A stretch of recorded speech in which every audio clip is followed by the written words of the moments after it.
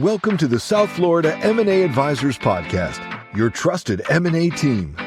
Here's your host, Russell Cohen.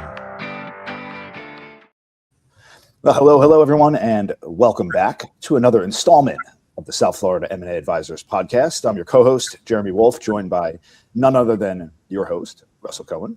Russell, always a pleasure, my brother. Great to see you, Jeremy. It's been a while, but we're back, and 26 a great year. Yep. And we are better than before. And by the way, congratulations. Recent sale of a 8-figure deal. Don't run across those every day. So thank you. There. No doubt. You're right. You don't come across those too often.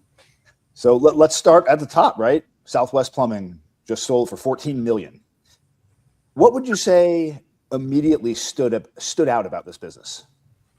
You know, they were basically the leader in Southern Florida and Southwest Florida for commercial new construction projects.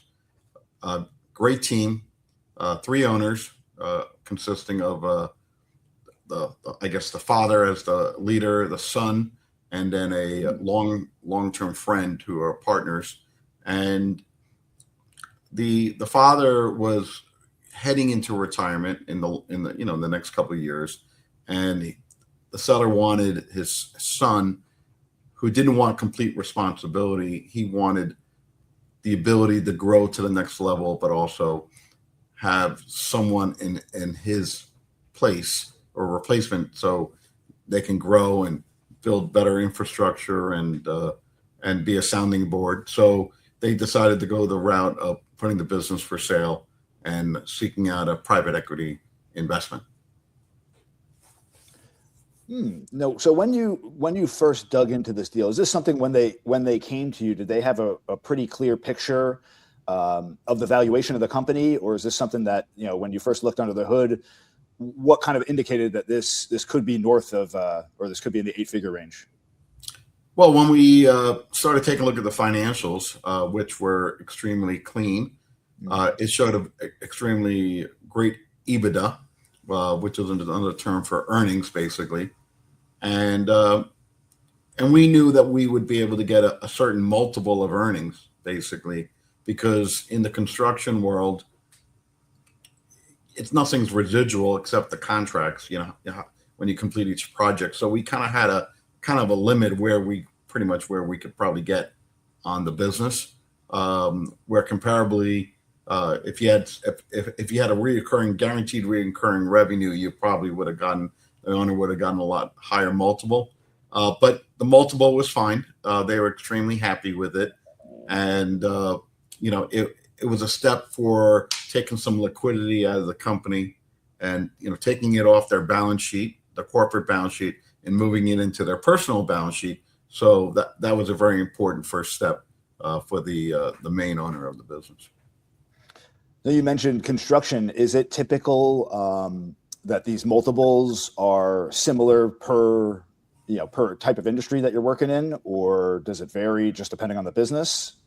So in this particular, with construction, which is, you're going to look at roofers, plumbing, HVAC, all different types of trades.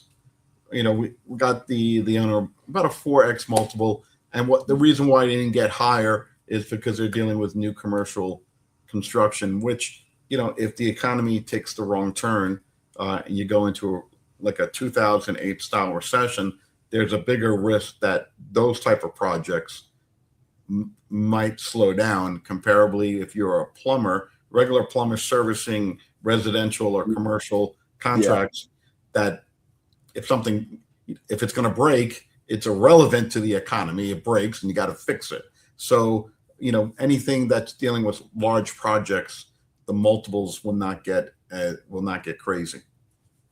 Yeah, that makes sense, because the residential, you have more of an existing client base, recurring business, as opposed to these big new projects that are usually one-offs for the most part. Right. Well, it's really with the general contractor who's hiring the plumbing firm. So okay. There's a residual effect of it, but like I said, it's larger projects take longer. The projects take longer to start, and then it does have a decent, could be 3 months, could be a year to finish the project, depending how big it is. So the bandwidth of the company, if you take on too many projects, then you might have a hard time staffing it, and timing of the projects and everything. Yeah, right on. A lot of moving parts for sure. Obviously, every deal is different, and there's different things that drive the value of a business. In this particular deal, what were some of the biggest drivers of the value? I'm sure that if I had to guess, AI probably played a big factor in the driving the value. Well, we're in the private equity world, mergers and acquisitions.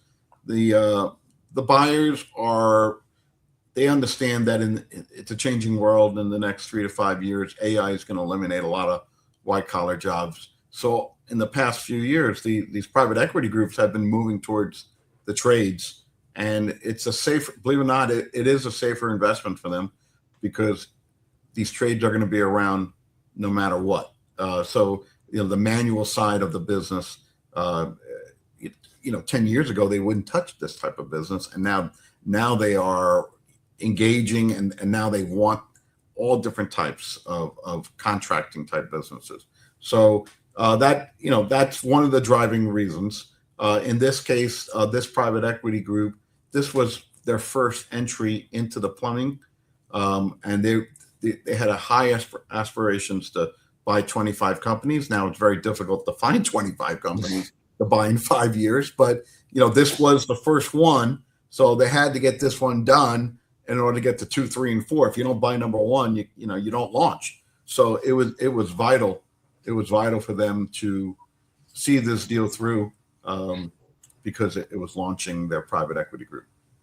The first of many, my friend. Right. Yes, no doubt. Yeah, no, I've definitely heard more and more about the trades having some kind of added cushion when it comes to the implementation of AI, because AI is taking a lot of the technical jobs, but we're not quite at a level yet where it could kind of take in these technical hands-on type jobs like plumbing in these industries. So there's an added layer of protection in that industry, at least I've heard.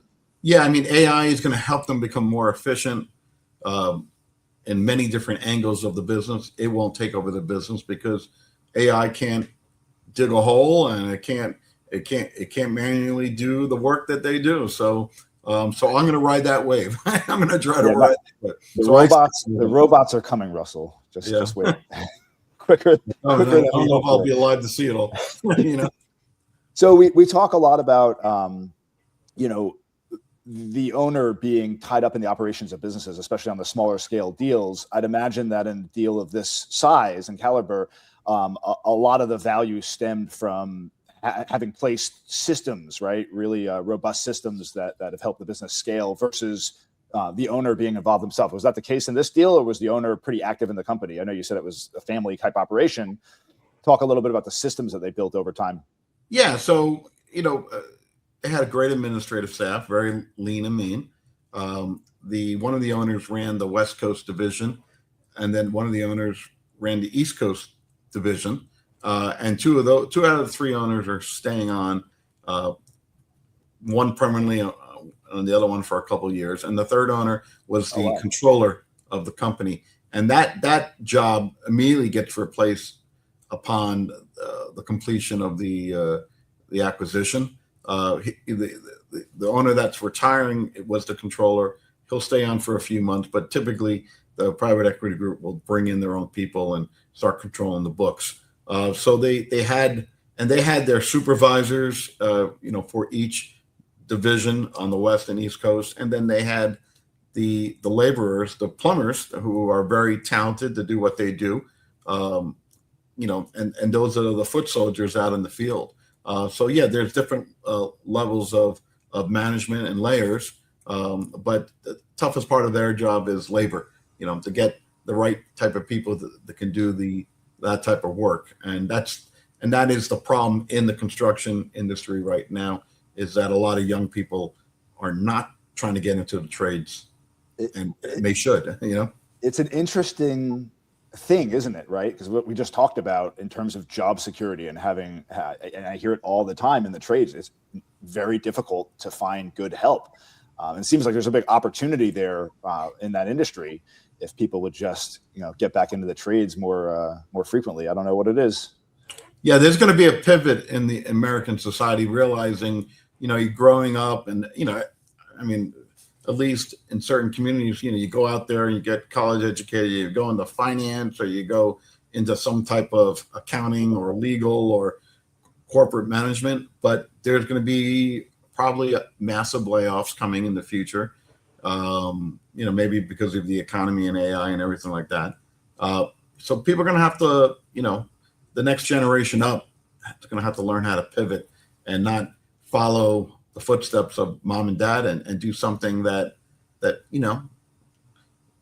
maybe with their hands, Yeah, back to the drawing board, literally. It's going to be a necessary pivot, no doubt.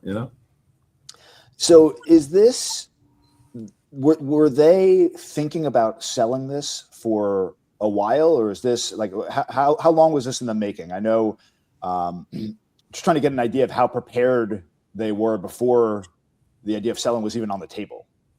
So 10 years prior, seller had an issue with a former employee, which allowed him to be better prepared for that day, basically.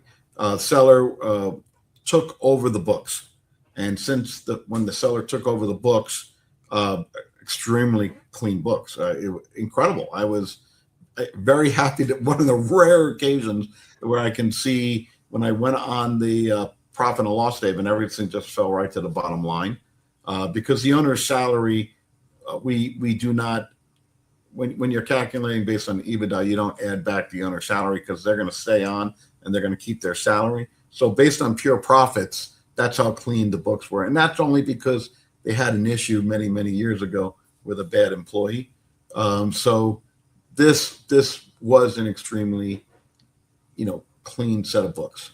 It wasn't audited, it wasn't reviewed, more, compiled financial statements with a CPA providing the review, the P&Ls. But it was extremely clean. So we were very fortunate on that, and a very mature, focused, incredible business owner. All three business owners were incredibly smart. I tried to bring in teams of advisors to help throughout the deal, and the owner was very capable, and he was very knowledgeable. So it was just myself, the attorney, the seller's CPA was involved, and plus the other two owners. So we were able to get to the finish line. I love how you said that it was because of that issue they had many years earlier that taught them the lesson, that got them to the place that they were. The older I get, Russell, the more I look at challenges and difficulties and things that at the time might seem like bad situations as more teachers, right? They're trying to show us something, and oftentimes we're able to benefit from those experiences. Yeah, it's a hard lesson to learn. I see it quite a bit in these smaller construction companies as people get too much access and too much control of internal operations, and they're really just sometimes bad people. And then the business owners learn from it, and they become a better company, and it allows them to be where they're at today and be able to sell for those type of numbers. Indeed. So what did buyers in this deal, what did they focus on, or what was some of the focus that they had that would, I guess, surprise an average business owner?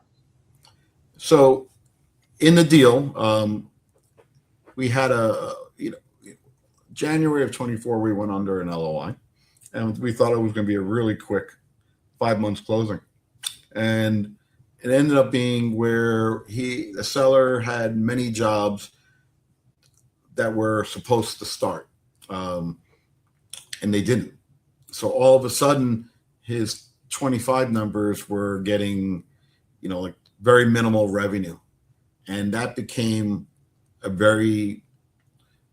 it became a situation where the private equity group could have canceled the deal right there, and we would have had to wait for not even, because 25 was going to end up being a lower year from the year prior because the jobs didn't start. So that means we would have to wait the entire 26 to come through to get the flow of the work and then put it on the market in 27. So what ended up happening was, because the sales were non-existent for first 6 months, the private equity group waited until November until the jobs were all kicking in full gear, so they can see the consistency of the revenue coming in. So what ended up being, could have been a quick 4 or 5 month deal, turned into an 11-month, unknown if we were going to close, because at any moment the private equity group could have withdrew from the deal, because the trailing 12 months of the business was declining really fast. So we were very fortunate that it was their first entry. They had the launch. They needed the company. They renegotiated. We kept the top line the same, but it ended up being where there was seller financing, there was earnouts, there was rollover equity with a substantial down payment. So the deal structure changed along the way, and it was just a matter of when would these jobs start consistently, so the revenue would stay consistent. So the private equity group waited until the close on November to make that deal happen. So that's the risk when you're dealing with projects. If the projects don't start on time, they get delayed, and you're dealing with big numbers, then that all of a sudden you might have no revenue in the business. So that was the challenge in this particular situation, where the deal could have crashed 50 times over, but the private equity group hung on because they knew, the company did like $20 million a year before, and they were just, the flow of the sales was not coming in 25. Yeah, as I always say, so many moving parts, and that's the thing I think a lot of people don't necessarily realize with these larger deal structures, is that the sales cycle often takes considerably longer, and there's 1,001 different things that can completely blow up the deal and go off the rails. But to bring it home and get it through, my hat's off to you, sir. Thank you. We live another day, and we go on to the next opportunity, right? Next opportunity, for sure. I want to circle back over to the financials. You mentioned earlier that because they had that issue with the former employee, it kind of woke them up and they started structuring their books properly. I know there's a lot of business owners out there that would love to get to the point of north of 8-figure or in the 8-figure territory. But again, if you don't have clean financials, it could be very, very difficult to do that. Obviously, that speaks to how the business is structured and the scales.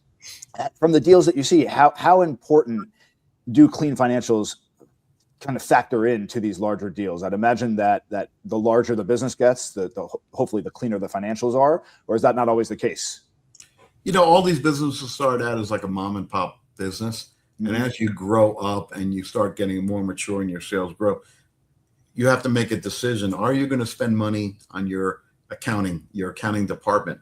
And the ones that spend money on their accounting department will have great books and records, because they're reinvesting.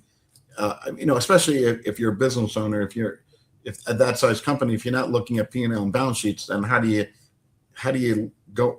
You're missing very important information that leads your company. Okay, so you got to have that as a CEO of a company to understand your financials. So the companies that don't invest and they're still treating their $10 to $15 million revenue company as a mom and pop business, well, those are the type of businesses where they're living through the business, buying stuff through the cost of goods, and sure, we can find a way to add it back. But when we get these larger accounting firms to come in and do the quality of earnings, you're running a bigger risk of a renegotiation and losing some value if the books and records aren't timely and done appropriately, revenue recognition, because the private equity groups are based on GAAP accounting and small businesses aren't. So you got to bring your books as close to GAAP accounting as possible without being GAAP accounting, and it has to be the ability of these. It's like an audit, but not an audit. But they're going to go through diligence on many different topics on your business. So it's not just about the books. It's about the insurances. It could be about environmental. It could be about human resources. Every topic, a lot of stones are unturned when you're buying these companies. Where in a smaller business, they're just looking at the financials And then on these M&A transactions, it is everything. Even they even do background checks on the owner. So if you have a checkered past, it's going to come out and it could kill your deal right there. So everything has to be in place. And most important in these deals is disclose upfront, go ugly early. Don't drag these private equity groups to where they find all the dirt, because that's where the renegotiation or the cancellation will happen. So in our world, you want to go ugly early. Yeah, makes sense to be forthcoming and not keep skeletons in the closet. It's all going to come out anyway on a deal like this. Yeah, it comes out. Just bring it out in the front. Yeah, so we alluded to it earlier, talking a little bit about AI and the state of the world right now. What role did timing and market conditions beyond that play in this particular deal? This particular circumstance, it was more of AI did not play a role in this, but we know that private equity groups are targeting these contractors because it's a manual type business, and AI won't do it. This was just a timing of that exit where an owner was in the mid 60s and wanted to, working all his life, and he wanted to put his son in a better position because the son didn't want to take over 100% of the business, and he enjoyed what he was doing. He just, as the father exits, he just wanted the son to be in a better position and have the like a partner, because that's really what a private equity group is. A majority partner basically is what a private equity group is, and go to the next level. So it was really planning, and we brought many majority cash offers to the table along the way in the first round, and they picked a private equity group that really worked well for the new owners, and which took on rollover equity, it took on earnouts, it took on a lot of different creative financing because the seller really hit it off with the private equity group. And he had some tough decisions. Do I take out a 90% cash out position, which I thought he was going to do, compared to maybe like 70% down? And they, I think the son really liked this private equity group that felt they could work together. So kind of a completely opposite thought what I thought they were going to pick, which is fine. It's their decision. They have to work with them after our job is done. So pick the private equity group that works for you, with the right culture.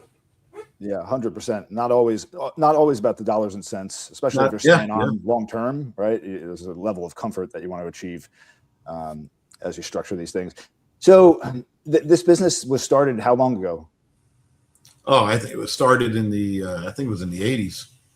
Okay, so because it's been a few months. So, but yeah, no doubt it's been around quite a while, and family run, of course, and the leader in their space. If they had tried to go to market and sell the business, say 5 years earlier, how different do you feel the outcome would have been back then? I didn't look at the numbers back to 2020. That was like COVID years. I don't believe they were sitting at the level of sales that they were. I would assume they were lower. But I think the timing was right. Sales were great. They were over 20 million. Great EBITDA, finished the year great. And it's about an owner who wants to be on the other side of ownership. They see the light at the end of the tunnel, and they need to spend a couple, maybe a year or two with the private equity group to transition, but they don't want to be in the chair 5 years out, let's say 3 years out, 2 years out. That's when it's time.